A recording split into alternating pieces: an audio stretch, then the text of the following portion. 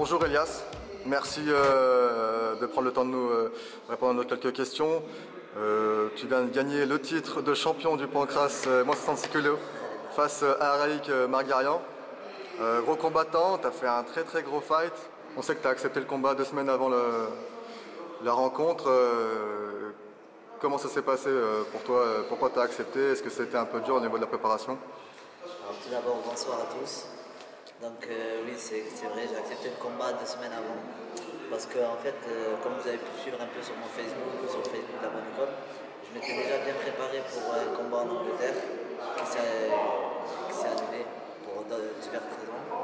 Et donc j'étais bien prêt et tout ça. On m'a appelé, on m'a dit ouais Elias, il y a une opportunité pour toi.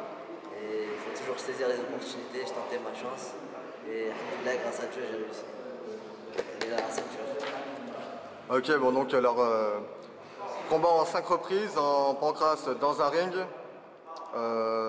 face à Araïk. Araïk donc gros combattant et gros palmarès combattant qu'on respecte, hein, c'est clair.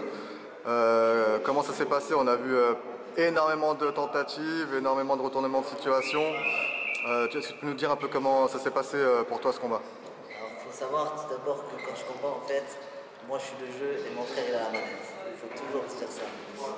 Donc, dès que j'ai un doute, dès que j'ai quelque chose, dès que je me sens pas bien, je regarde mon frère et on se comprend directement. Il y a un lien qui passe entre nous deux et on se comprend directement.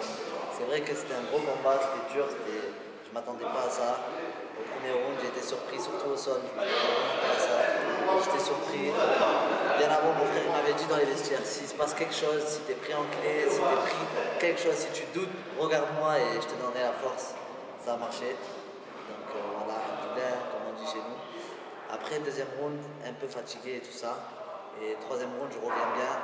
Le cœur, il accélère bien. Je vois tous mes amis qui sont venus me soutenir. Ils ont fait le trajet, c'est pas pour rien. Moi, j'ai accepté le combat, j'ai tout à donner. Il me reste 5 minutes. J'ai tout donné. Et j'ai réussi à l'épuiser en passant en plusieurs contrôles de genoux. Et j'ai réussi à prendre le dos. Voilà. Après, Araïk est un très gros combattant qui m'a surpris et que je respecte beaucoup d'ailleurs. Mais dans la vie, dans le combat, il faut un gagnant et un perdant. Ok, donc bon, on a vu vous aviez à peu près les mêmes techniques, à savoir vous entriez en anglaise et puis après directement vous faisiez des takedowns ou vous mettiez l'adversaire au sol. Et du coup on a vu qu'en anglaise ça touchait pas mal, que ce soit toi ou que ce soit lui. C'est vrai, mon frère il m'a dit, ouais, voilà. Dès que je suis arrivé dans le coin, j'ai dit à mon frère, il a beaucoup de force. Et il a trouvé la solution, il m'a dit, maintenant tu touches et tu sors, tu touches et tu sors. Et c'est ce que je faisais, quoi. Je touchais, je ressortais, je touchais, je ressortais, il voulait me coller au sol. J'ai réussi à scroller plusieurs fois. Ça l'a un peu épuisé. C'était quoi le game plan avant d'arriver ici? Honnêtement, je vais pas vous mentir, il n'y a pas de game plan. Un combat, ça se fait à l'issue du combat. Je peux pas préparer quelque chose et me dire dans la tête, ouais, je vais venir mettre un Superman punch, le mettre KO. Non, c'est impossible. C'est selon le déroulement du combat, quoi. Ok, donc bon bah victoire alors, ça te fait un nom en plus.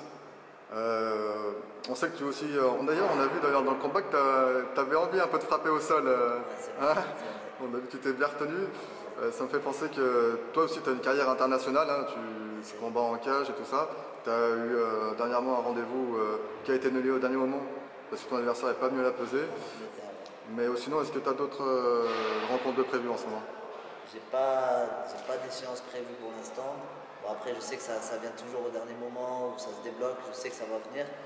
Là, pour l'instant, je vais prendre 2-3 jours de repos et c'est reparti. Comme ça, je serai toujours prêt. Si on m'appelle comme pour ce combat à la dernière minute, je suis prêt.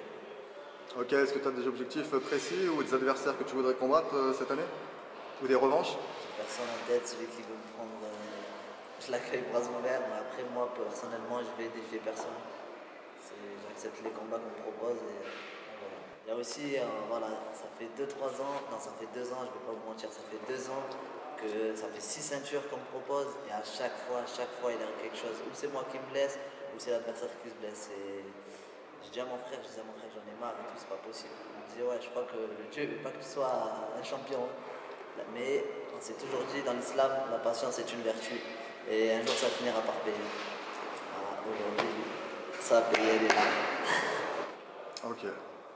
Bon, bah, félicitations pour ce titre, pour ce combat, et puis bonne continuation. À Merci bientôt. beaucoup. Ben, merci à toi, Olivier. Et j'aimerais un dernier message pour tous mes amis qui sont venus. Ça m'a fait chaud au cœur. Je vous dédie la victoire, les gars. Mon frère Houssine, qui était dans le coin, Clément Marco. Et voilà, je vous aime, les gars.